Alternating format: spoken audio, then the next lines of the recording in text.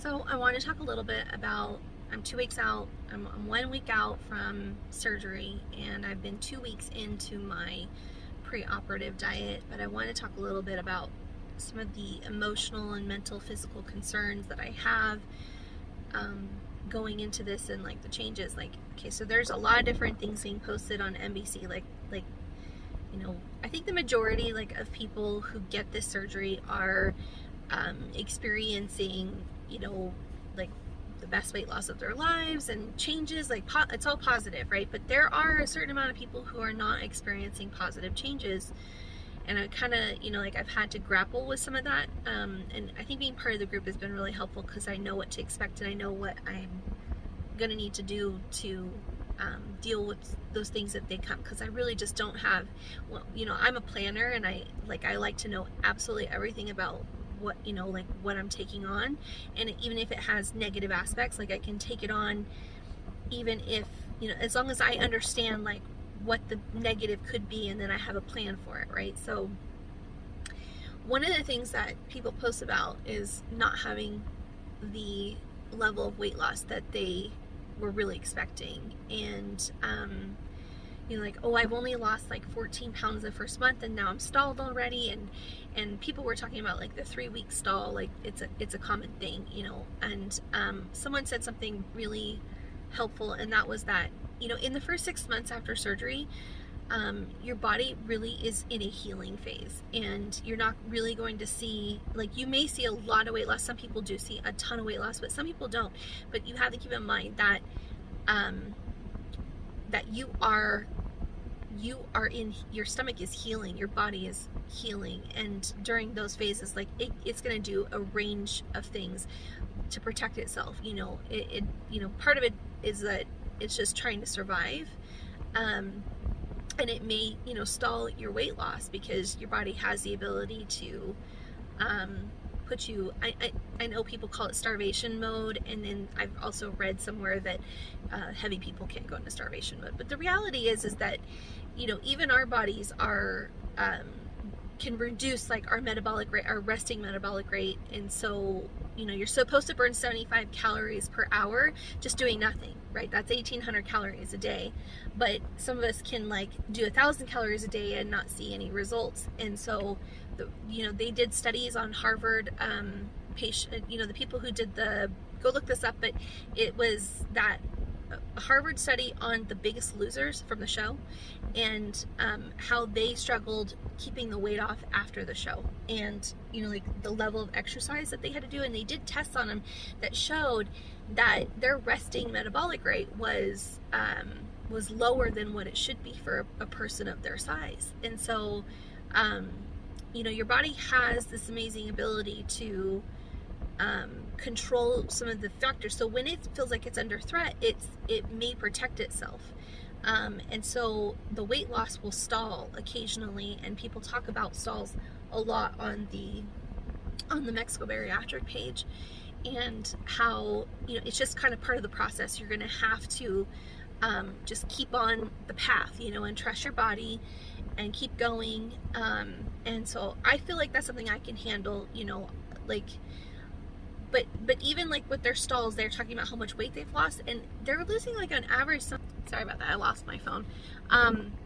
They're losing somewhere on average about 10 pounds a month. You think about that, that is, in 1 year, that's 120 pounds. So even though it feels like a small amount to them compared to the numbers that they're seeing from other people who had received the surgery, that is a huge amount of weight.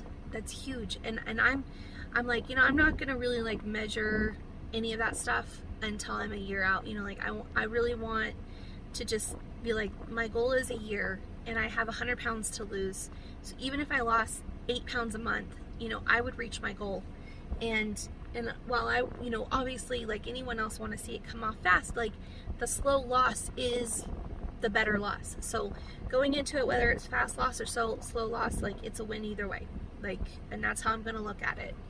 The other aspect that people have talked about, some people, it's a very small amount, but I've seen posts on this group and another group, people talking about losing too much weight and not being able to put weight on. And I think that is one of the dangers of the surgery, is that if you aren't really struggling with your weight. Like, I'm 250 pounds, right? Like, I've struggled with my weight my entire life. I was 180 in 8th grade.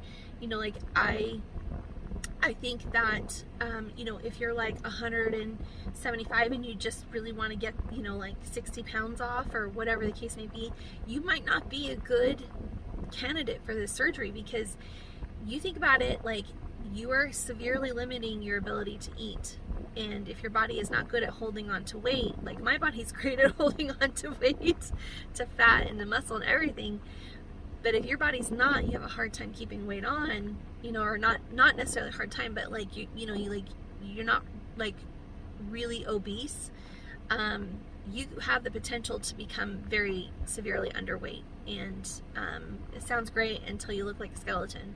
And I saw one post where they were talking about that, like that their family, you know, it really affected their home life and their family, because they lost so much weight, they look sick, and their family is very scared for them and reacts badly to it, and maybe doesn't react the right way, but, you know, rejects them. And I mean, you think about it, like, this is a huge impact. There's a lot of people around you who, like, on the one side, even if you're not, you know, someone who's going to become underweight, but, you know, like, you've lost the weight, like, there are a lot of people who are comfortable with you at the weight that you're at, and we may not realize how losing the weight would affect them and our relationship with them. And so there's a whole other side to this, you know, friends, family, children, whatever the case may be, of people that, you know, may not be happy with you losing weight, you know, and I think that's something to consider, because there's a very big emotional impact that could happen from losing people in your life that you've always had, because you've lost weight. And like, I feel like there is a potential for me, like, and my husband, of course, for things to change. I look forward to the change, but I mean, there is a potential for that to change, and it's kind of scary. So I'm going into it with, you know, the belief that he and I, we have a strong enough relationship to get through that, whatever the case may be, but there's probably going to be hurdles that we have to get through together, you know. And like, my body will change, and maybe he doesn't realize even how much he likes my body heavier.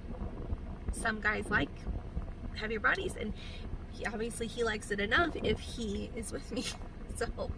So there is that to consider as well. Someone else talked about like hormonal dumps.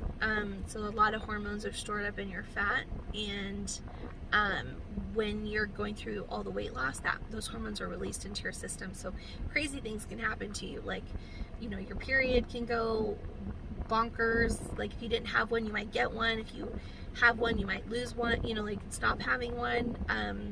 You can have, like, you know, huge emotional roller coasters, you know, mood swings.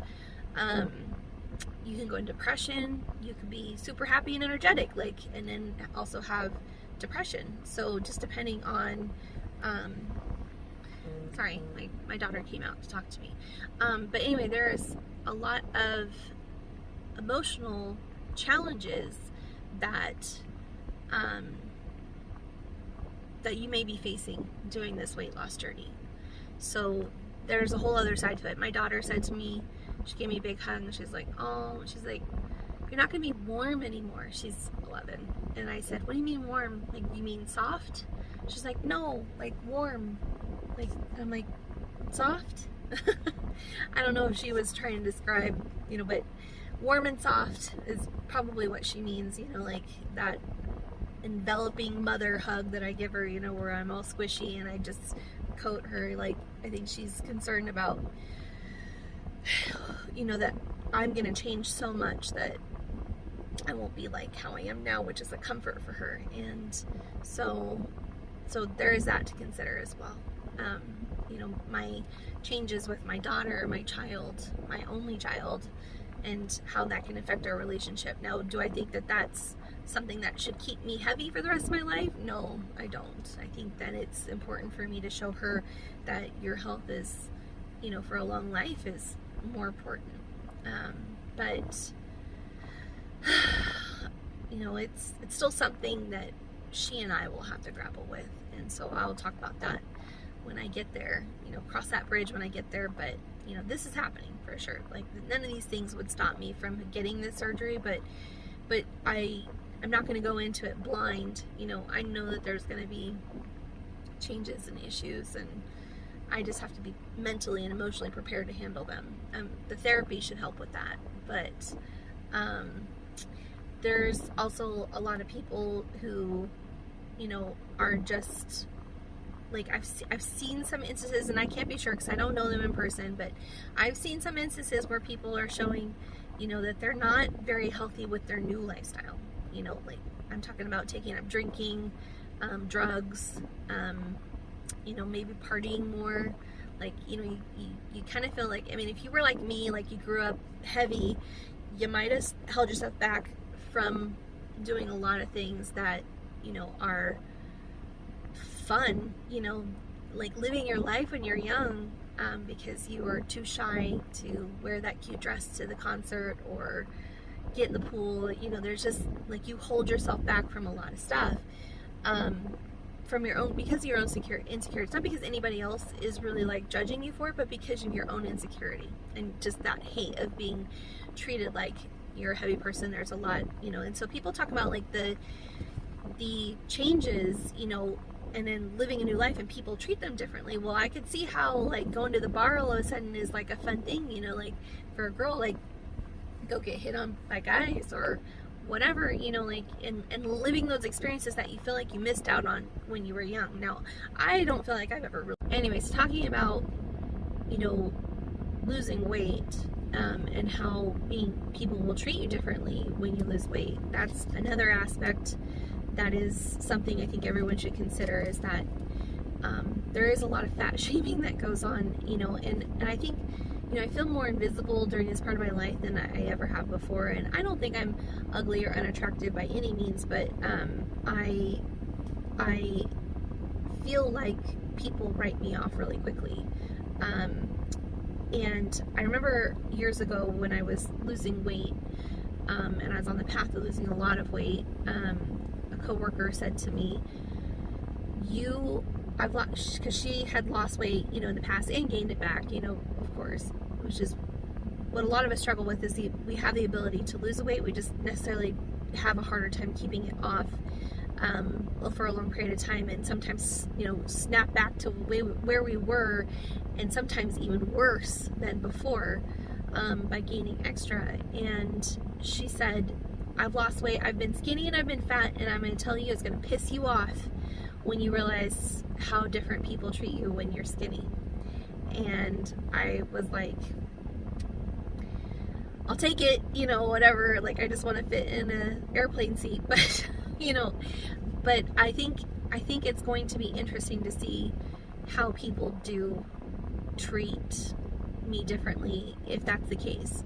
And maybe they won't, you know, maybe that's just in someone else's head. And I do own a business, so like I do feel like sometimes like professionals don't treat me the way that they should, because I don't look the way that they expect me to look, and I hate that, you know. But I'm gonna talk, I hope to talk on this again someday, you know, like I'm going into it knowing that these are all things that I want to address, and give examples of, but you know, I don't want to like manifest it to happen, but I also, you know, really want to dive into like how people perceive heavy people, like how it affects heavy people to be heavy, because it does affect us. And I think that if you've never been heavy in your life, it's really hard to understand that. And so it'd be nice to have some like very concrete examples of that, because I can tell you in my life, like I've suspected that someone treated me a certain way because I'm heavy, but maybe that's not true. Maybe they treated me that because they just didn't like me. I don't know. Or just the things that people say to you. You know, my cousin who went through this surgery, she said, you're going to be really angry. People are going to say to you, like, you've lost too much weight, you look too thin, and then you're just going to want to punch them in the face. And I probably won't feel that way, but it's just, you know, that's her experience, and it's valid. You know, she She gets really upset. I saw her recently. She looks awesome. I think she looks great. So I don't think that, but people will, I mean, assert their opinion, just like they will talk to you about their weight. They're going to talk to you about, you know, when you're heavy. They're going to talk to you about you when you're thin. And I think that it just stems from people being insecure with themselves, you know, like I feel like I'm fairly secure, like on most things except for my weight, but I think that people deal with a lot of insecurities that have nothing to do with weight. You know, they could be a totally normal weight person, but insecurities in other areas of their life that make them say things like that, you know, which are totally inappropriate things to say to someone, you know, and just don't comment. Like, you shouldn't, what was the rule someone said to me, like, you shouldn't comment on something unless someone can fix it within 10 minutes, you know, like, oh, you have something on your face, you know, like food on your face, like you could wipe it away in an instant. But if it's something that can't be corrected or fixed, you know, in that short period of time, then there's no reason to say anything about it. But people do. They will assert their opinions wherever they feel like they should. Anyway, that is the end. I probably won't do another update until I am a day out from surgery, and so that would be in about 6 days or so. And I'll post and talk about probably all the anxiety I'm going to feel and the fear, because I am going by myself. So, but I did make friends on the Mexico Bariatric Center page, Facebook page. So there's Surgery Sisters is what they call it, and so, you know, we've been talking in Messenger and just kind of getting to know each other, because we're all going to be there on the same day, and it's just going to be nice to get to know people so I don't feel totally alone. But I'm also a strong, independent woman, so I'm going to go do this by myself. So mostly I just need my husband to stay home with my kid.